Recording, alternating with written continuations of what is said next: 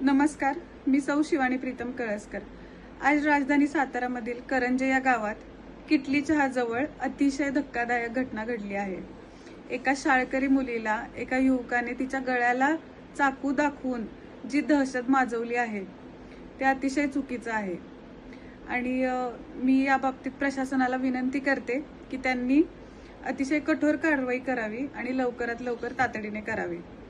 या बाबतीतली चर्चा देखील आम्ही केलेली आहे। मी स्वतः एसपी साहेबांशी, कलेक्टर साहेबांशी आणि पीआय साहेबांशी चर्चा केलेली आहे। त्यांनी सुद्धा मला सांगितले आहे की आम्ही या बाबतीत कठोर कारवाई लवकरात लवकर करू।